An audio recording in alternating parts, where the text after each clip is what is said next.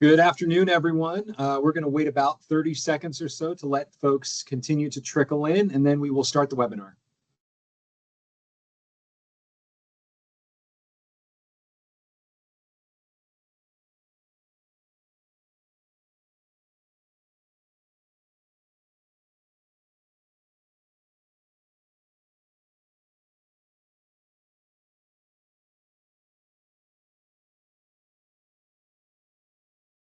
All right, we're going to go ahead and get started. We know some folks will continue to join us, and we are recording this session. So if you join late, we'll be able to get that to you after today's webinar. Welcome to the Murdoch Trust's Civic Engagement and Community Services Funding Priorities webinar. My name is Colby Reed.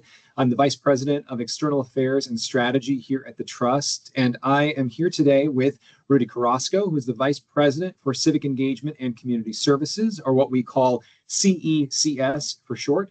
We're also joined by Jennifer Groth, Senior Program Officer for CECS, Jeremy White, also a Senior Program Officer at CECS, and John Franklin, who is Program Director for CECS.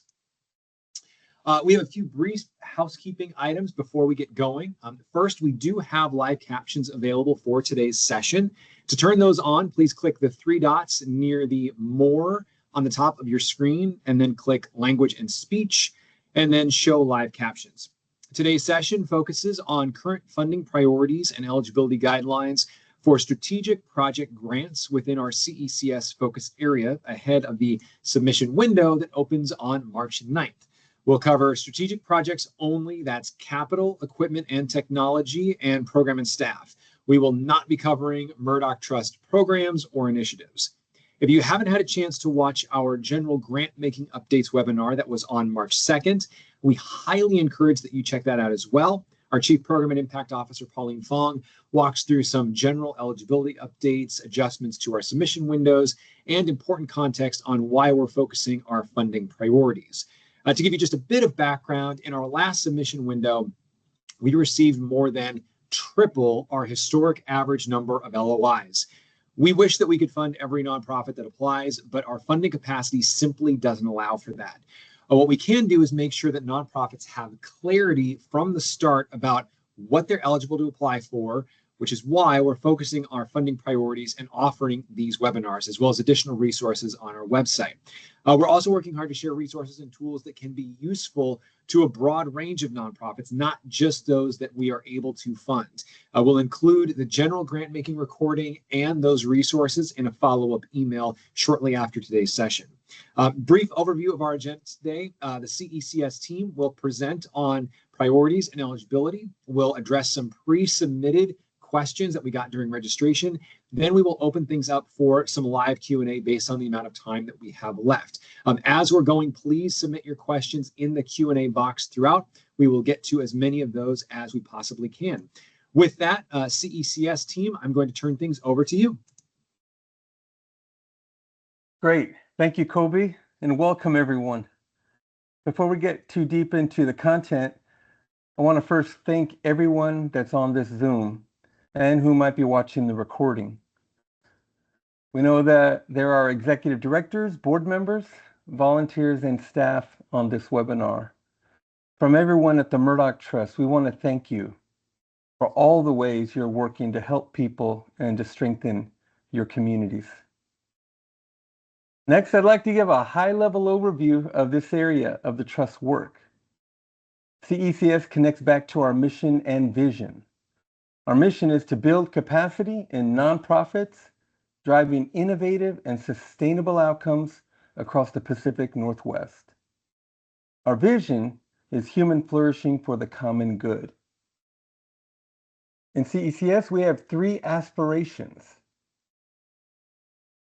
They are liberty and justice for all, economic opportunity for all, and every person can contribute to the common good. And CECS has three sectors. We have community building, strengthening democracy, and faith formation. We funded these sectors because Jack Murdoch, our benefactor, saw them as essential parts of flourishing communities. My colleagues and I, we're going to walk through the unique eligibility guidelines for each of these sectors. Now, please note, as Kobe mentioned, all general eligibility guidelines, the general for all the trust, whether for organizations and projects, they still apply. What we're going to focus on here are those guidelines and eligibility guidelines that are more precise and specific to CECS. And to hear more about the general eligibility updates, again, we invite you to look at the webinar that Kobe was referring to that was led by Pauline Fong. Now, a word about some terminology. You're going to get some terms.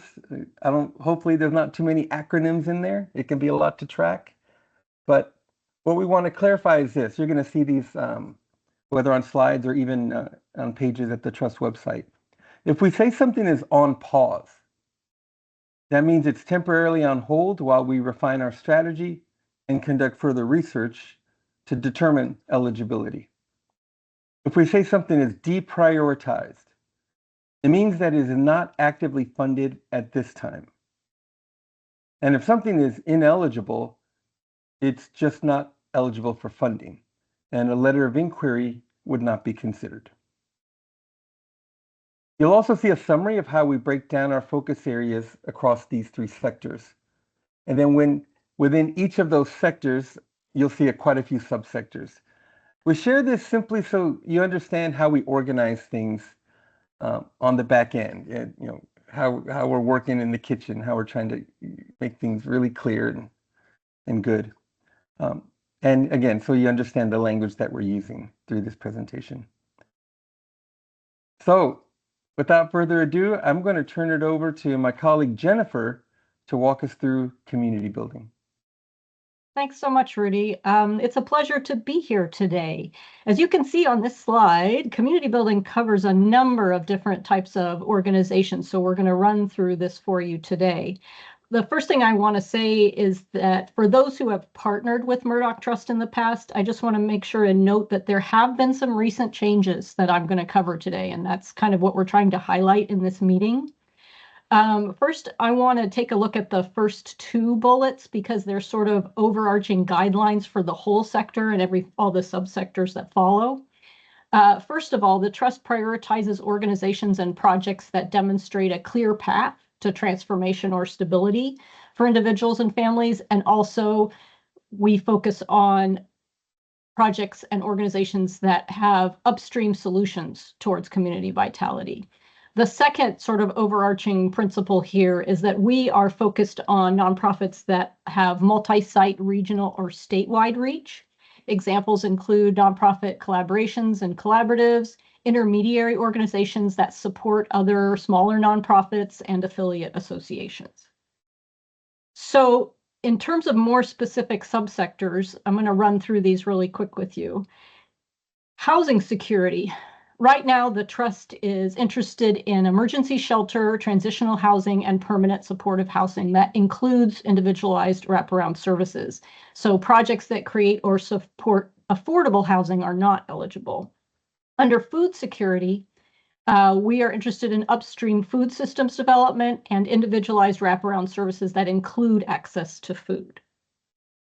So on our website under youth clubs and camps, under community building, you can see that enrichment outside of the school day within a positive youth development framework or a similar holistic approach toward character development or reducing social isolation are eligible currently. However, I want to note that because of the volume of proposals that we received in this particular area, we're going to put a pause on this type of proposal until we have an opportunity to dig into the past data and refine our eligibility guidelines and strategy. Our goal is to do that before the July 1st, 2026 LOI submission period opens. So if this is the type of organization that you are, my suggestion is to check our website before that window opens, and then you'll be able to see our new guidelines. Next slide, please. And there's more. So we also provide funding to services to entrepreneurs and small businesses towards community wealth building. And under asset-based community development, we're looking for projects that are capital, technology, or staffing or program expansion that demonstrably increase community connections and reduce social isolation. I want to note here that disaster relief projects and sports facilities are not eligible in this category. In addition, we work with organizations that provide individualized wraparound services to refugees and immigrants, children in foster care, and the formerly incarcerated. So this last bullet here is specific to organizations that are a 501c6. So examples would be chambers of commerce, trade associations, things like that. Sometimes these organizations have affiliated 501c3 nonprofits. Sometimes they are called foundations. And I want to make sure that you are aware that this particular type of arrangement in community building is ineligible. So a quick recap of the particularly big changes that are in this particular sector. The trust is now prioritizing multi-site, regional, or statewide organizations over single-site organizations. The trust no longer funds projects that create or support affordable housing. And as we discussed, the youth camps and club subsector is currently on pause until July 1st. So Jeremy, I'm going to pass it off to you to talk through the strengthening democracy sector. Great. Thanks, Jennifer. Really appreciate that. Good morning, everyone, or good afternoon at this point. Glad to have you all here with us. Our Strengthening Democracy portfolio focuses on 3 priority areas: bridge building, protecting constitutional rights, and promoting civic education. You might ask, what does bridge building entail? That is a focus on solving intractable problems, fostering respectful dialogue, and supporting those who bring people together across deep differences. That could be urban and suburban and rural, geographic. It could be interfaith. It could be across different racial and ethnic backgrounds. And so things that help bring people together, projects and organizations that do that work, that's what we're thinking about in that space. Protecting constitutional rights is our second area, which recognizes that our freedoms, including those of religion, free speech, the press, for example, First Amendment freedoms typically, are essential to our democracy. We support efforts that defend these freedoms and equip others to do the same. In this space as well, we also tend to look at community journalism and the role that the press has in supporting and informing the public objectively. And lastly, civic education that embraces our full shared history, the founding ideals, the struggles of our nation, the hard-won progress that defines us all. In this space, we also support the development of emerging leaders who also help to go on to serve us in many different areas, particularly as it relates to serving the common good and in government and policy and other spaces and places in our society. Together, these 3 priorities reflect a simple belief: democracy is strongest when it is practiced with civility, when it is protected by law, and rooted in an informed and engaged public. With that, I will turn it over to my colleague, John Franklin, to talk about faith formation. Thank you, Jeremy. Appreciate it. I've been here 13 years in the Murdoch Trust, and I've worked mostly with faith formation organizations. So all of you out there, thank you for what you do. Going forward, the Trust will consider projects that generate human flourishing through the love of God and love of neighbor, supporting the common good in community life in the public square. In other words, projects are eligible in the faith formation sector if they not only generate an internal flourishing through the love of God, but also engender a public expression evidenced in the love of neighbor. It's important to note also that the Trust gives priority to projects that impact emerging leaders ages 13 to 26, faith leaders in the public square, and underreached or under-resourced populations. These are not the only projects that the Trust will consider in faith formation, but these are the priorities. Let me pass it back to Colby. Thank you so much, John, Jennifer, Jeremy, and Rudy. Now we are going to move into the question and answer portion of today's conversation. Again, we welcome your questions in the Q&A box. We've already gotten a bunch of really great questions. I don't know that we're going to be able to get to all of them, but please submit as many as you can. Before we get to those, we had a few questions that came in from registration that we want to make sure we address first. The first question is, we are currently single site, but the project for which we are submitting an application would actually make our organization multi-site. Does that mean that we are then eligible for a grant? Jennifer, would you like to take this one? Sure. Thanks, Colby. So there's a couple of points I want to make here. First, I want to make sure I clarify once again that the Trust is interested in partnering with organizations that work across regional geographies rather than only locally, intermediary organizations that help other nonprofits, and collaboratives that build community across sectors. Next, I want to distinguish between projects that are eligible and projects that are prioritized. So a single site organization that proposes a project that extends their reach to multi-site would be eligible. I also want to note, however, that as part of the LOI evaluation process, it may happen that projects with a broader geographic or cross-sector impact are prioritized compared to other proposals. If you have specific questions about your project relative to this guideline, I recommend sending an email to grants@murdochtrust.org, and we'll be happy to clarify any specific questions for you. Thanks, Jennifer. This next one is for John Franklin. Are churches eligible for Murdoch Trust grants? Yeah, we were talking about this earlier this week. Churches are eligible as long as there's a 501c3 connected to the church. Either, in other words, the church has its own 501c3, or it comes in under its denomination, perhaps, where they have their denomination as or association as a 501c3. One other thing, though, the focus and impact of the church's request should primarily be focused on the outward community. In other words, not just something that's internal strictly to the church itself. Thank you, John. And then the last pre-question that we got, and this one I believe is also for Jennifer. What are your definitions for permanent supportive housing and transitional housing, excuse me? Yeah. Thanks, Colby. So the U.S. Department of Housing and Urban Development, also called HUD, has standardized definitions for different type of housing that sort of represent what they call a continuum of care as they work to support people towards housing stability. Transitional housing is typically the next step after emergency shelter, and it looks like time-limited housing for up to 24 months. This type of housing usually also includes support services that help people transition to a more permanent housing situation. Permanent supportive housing, on the other hand, is long-term community-based housing that is also combined with supportive services that specifically helps individuals or families with disabilities. Great. Thank you so much, Jennifer. Now we're going to move on to the live Q&A. Again, please submit your questions in the Q&A box. If we are not able to get to your question, please feel free to email us at grants@murdochtrust.org, and a grants team member will get back to you. I do also want to note that we do have a few questions that are coming in that are very, very specific to a unique organization's need.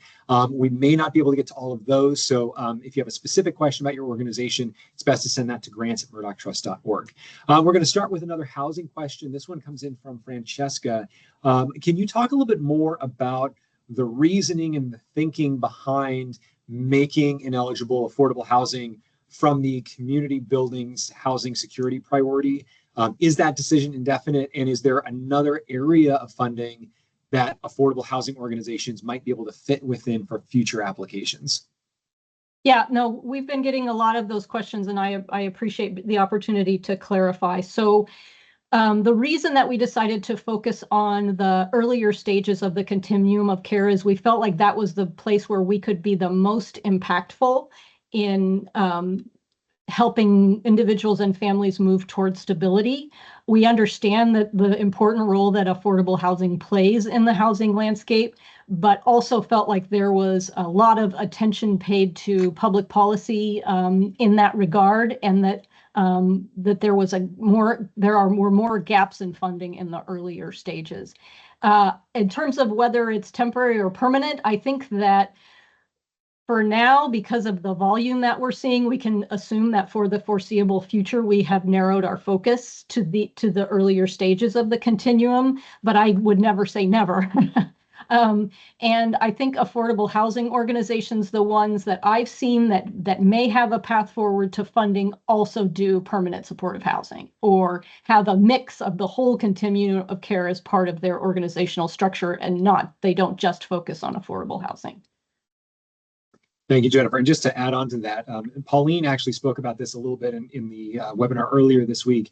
But to the question about what's permanent versus not permanent, we're a responsive funder, and we're constantly looking at what the landscape and the market needs are. So that is something that we're always keeping in mind. We have another kind of housing big picture capital project question. This one comes in from Elisa. My understanding is that the trust does not generally fund capital projects with government sources that contribute 70% or more of the required funding. First question is there flexibility to this? And she provides a little additional context. We have a large capital project that fits the focus area, but there will likely be a large amount of USDA rural development funding as part of the funding stack. It will have diversified funding, including federal, state, and private. The tax base is very small, so we'll be relying on outside funding. So how flexible are we when it comes to that 70% of government funding? Yeah, great question. So what I would say, the short answer is I think that there's some nuance around the government funding when we evaluate the proposal. So it would be best, kind of as Colby mentioned earlier, if you have a specific project that you want to talk through, to send an email to grants@murdochtrust.org, and we can kind of work through those different sources with you. And I understand, I come from a rural development background, so I understand the particular challenges of rural in that regard. Great. This is a question from Paul. He asks, if our nonprofit wants to have an SPC, a social purpose corporation, as our project for a micro enterprise for wealth building, it would not be a 501c3 structure, but might be attached to our nonprofit. This is in Washington State. So is that something that would be eligible in terms of the micro enterprise concept? I feel like Rudy has his mouth open and wants to take this one. I was thinking, okay, let me go into my documentation, and I love the work of the Murdoch Trust. We are trying to work with organizations on the ground, serving, and we cover a lot of space. Colby, this is one where I think we need to come back because I actually need to look at some of the particulars of the social benefit corporation structure, legal structure, to be able to give a direct answer to that question. Absolutely. So we will follow up, Paul. Also, you're welcome to email grants@murdochtrust.org, and we will go ahead and get you a response on that. Tawana asks, and this is a question I believe for John Franklin, with asset-based community development with a faith formation focus, what happens to focus that happens to focus a lot on teen outreach? It sounds like this may be best to wait until July. Is that the proper read on kind of where we're at in terms of timing? Wait till July for an answer, or? Wait till July, to the July LOI window. Oh, Rudy, why don't you grab that one? Yeah, if it's asset-based community development, typically, in our definition, that is not housing. Housing is, there's the housing eligibility, then there's the youth camps and clubs pause. But as you're describing a faith formation with asset-based focus, there's no restriction on that. I mean, you would be eligible, and we would look at it if you chose to put it in this round. We have a question from Art about the connection between 501c3s and 501c6s. Art asks, one of your slides mentioned collaboration between 501c6s and 501c3s. Can you please clarify the requirements for eligibility with these two organizations working together? Yeah, I think the most common example that we see is a Chamber of Commerce with an associated foundation. So the Chamber of Commerce is a 501c6, the Associated Foundation is a 501c3. And in those situations, the issue that we have is that typically there's a lot of commingling of staff and finances such that it's difficult for us to comply with IRS regulations on our end around what we have to do with those organizations. So for that particular type of arrangement, sometimes trade associations have the same type of arrangement. Those are ineligible. If you want to come to us with a collaborative that includes a C6, I think that's a different story. So that in that case, what I'm anticipating is that you're looking at a project that has 5 or 6 different organizations involved that are separate, distinct organizations. And the 501c3 lead applicant wants to be the leader of that collaborative and apply on that basis. And in that case, I think we would look at that as basically eligible. This is a great question from Ellen about multi-site organizations. Ellen asks, we are a multi-site organization. If we were approaching the foundation to add a new staff position that specifically supports only one of our sites, would we fall into the eligible or priority categories? Yeah, that is a good question. So I anticipate, and what we've seen so far is that multi-site organizations typically are asking for growth in one of their locations or one aspect of their programming. That's just the nature of when you have a strategic plan and you're trying to figure out what the next best important thing is. Usually that has a particular focus. And so the project would be eligible. I think what we're looking at is sort of a basic eligibility requirement around the scope of the organization that's coming to us. And then if the project happens to grow one part of that organization that's at a single site, I think that's acceptable. Great. Lisa has a question about program expansion. She asks, what constitutes program expansion? Does it have to include new staff, or what else might it include to qualify under the program expansion category? I'll jump in with that one. There's a bit of a shorthand that in the way that we look at it. We're thinking, when the grant is over, when the smoke clears, whatever you've added is permanent new capacity. So someone may say, okay, we want to expand the program. We may not need staff, but we're going to need these associated program pieces. We will evaluate to see, do those program pieces exist already? Because we would not cover what exists already. We would cover the new portions of this project. And then in our evaluation, we look to see, okay, when our grant is over, of these new portions that we may have funded, do they have a plan, and is it reasonable that they're going to sustain those new portions into the future? So that's how we'll look at it. The alternative is sometimes folks are saying, hey, we need to keep our existing programs going. And we understand that, period. We all have nonprofit background. And that is also not eligible for us just to fill in and back up funding. Or an org says, hey, we need to do this for a period of time, but we don't plan to keep the program going, this new piece, once your money runs out.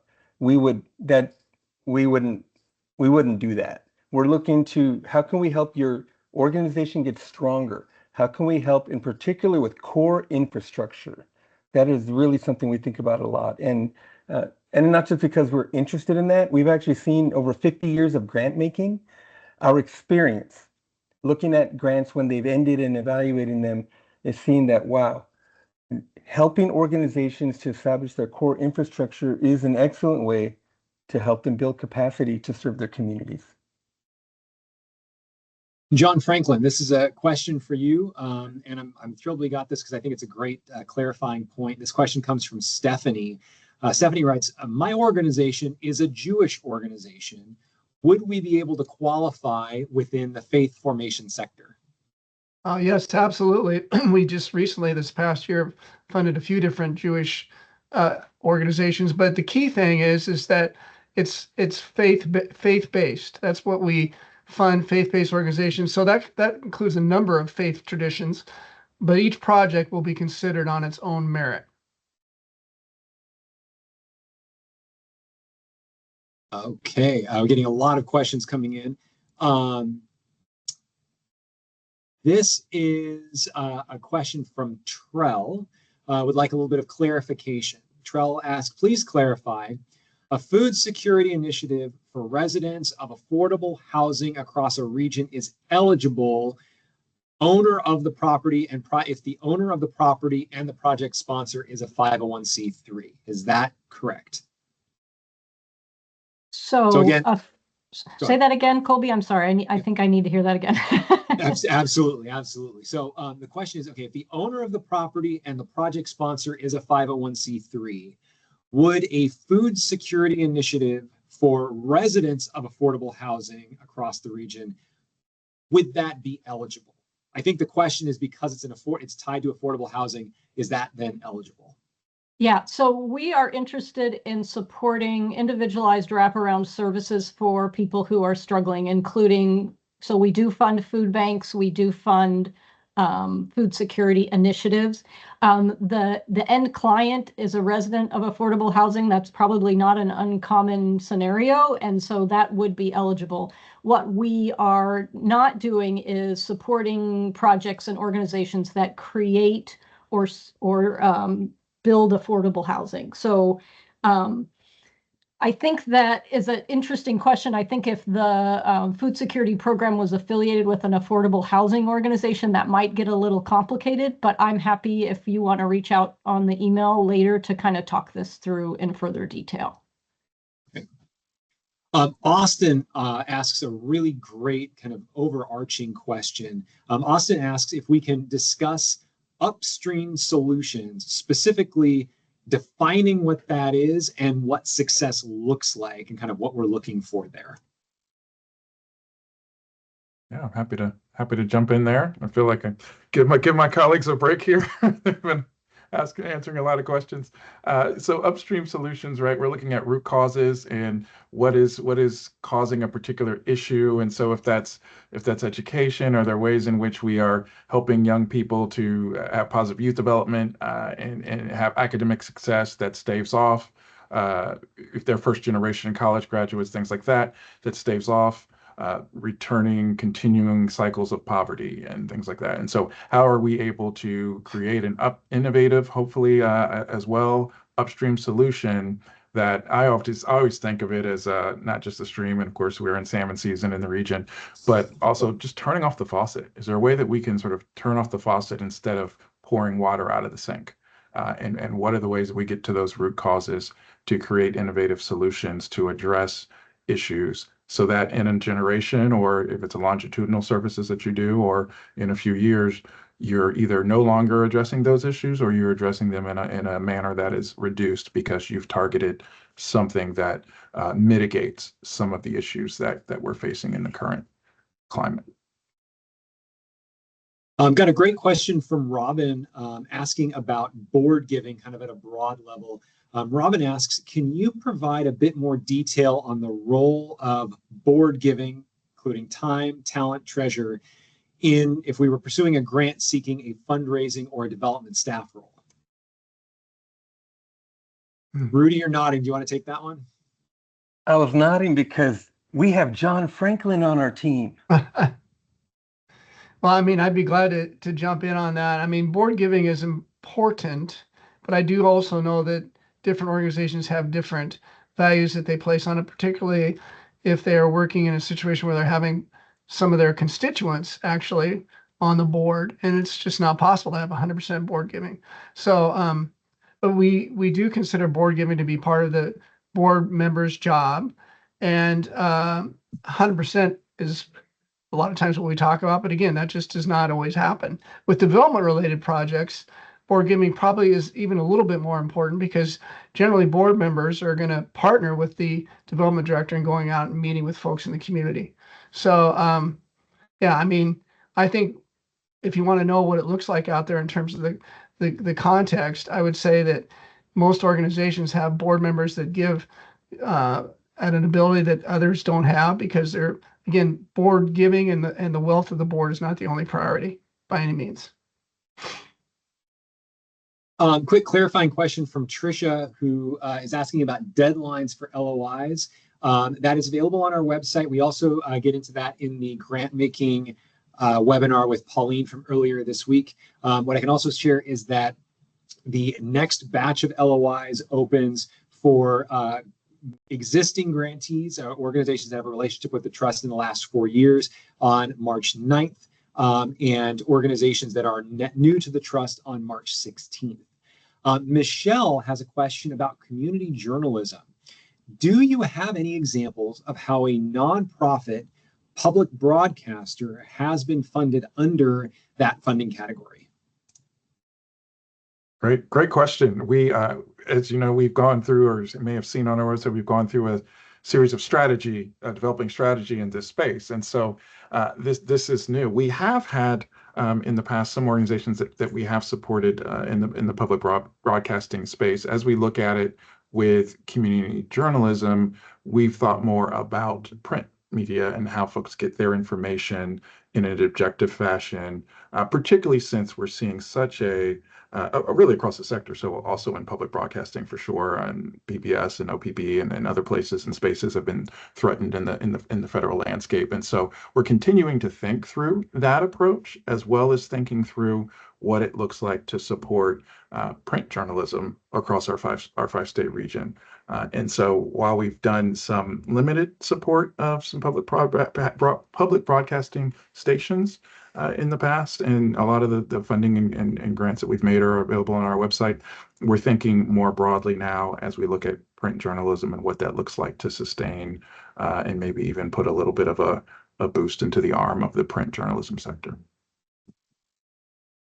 Kristen has a great question that we see posed basic framework in a lot of instances. And this is where you have a project that works in different areas. So Kristen asks, if we've got a capacity building or a capital request for a multi-site organization that falls clearly within an emergency shelter, but also falls within food security, that also has wraparound services and has a faith formation element, does the trust now primarily allow organizations to apply only within one of those sectors, or what's the best way to approach this request where your project really hits multiple areas of focus? I'll start, and Jennifer, the buzzword multi-site. But what happens when you see the application, I don't think you're going to see that you have to pick which sector or area you're involved in. You're going to submit what you do, and then on our end, when we take the initial look, we will see where we assess it fits the most. And so I see the description here. You look at the LY, and then sometimes it's evenly spread across various areas. Sometimes, though, you look at it and it's like, it's actually about 80% of this fits in one area. And with these, what we call crosswalks, or with these strong connections with other areas, which we think are good.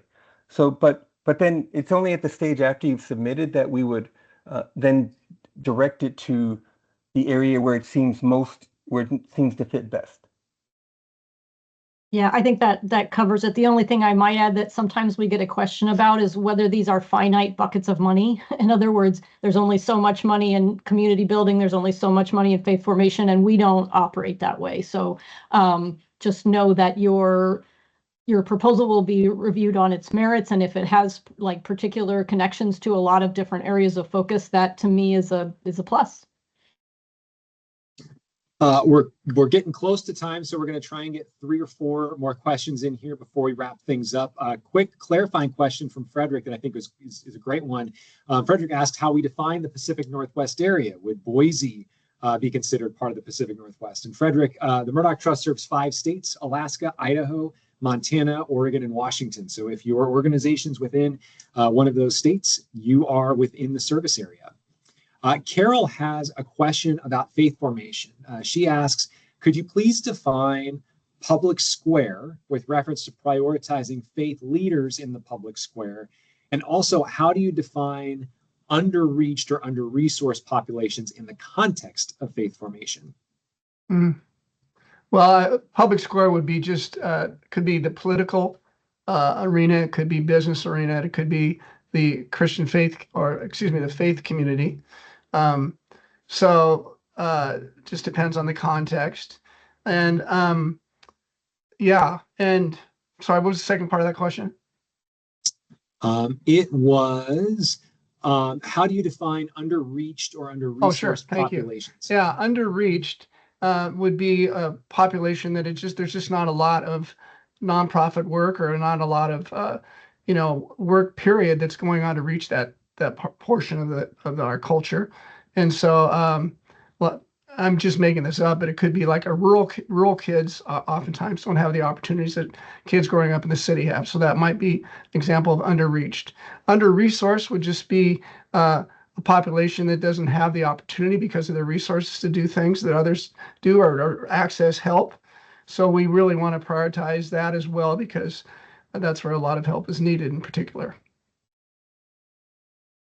This is a question, I believe, for Jeremy. Nuri asks, can you explain a bit more about the civic education sector? What kinds of projects would this be? Is this elementary school, high school, etc.?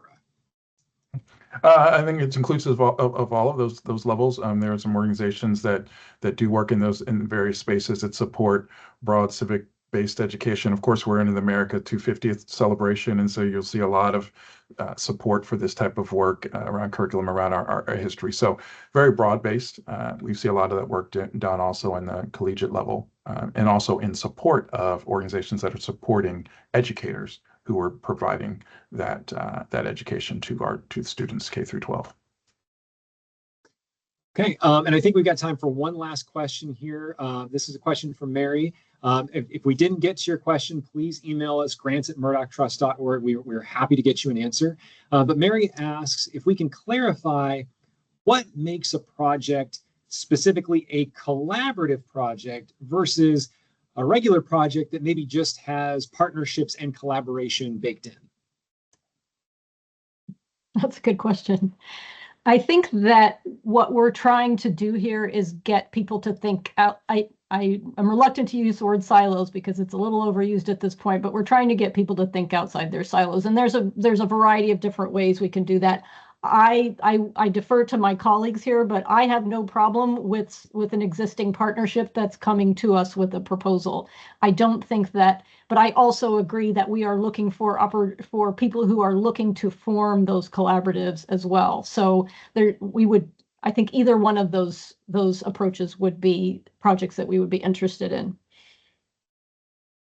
Thanks, Jennifer. I would add that this is a pretty new space, as you've seen the description at the website and in Pauline's communications. And so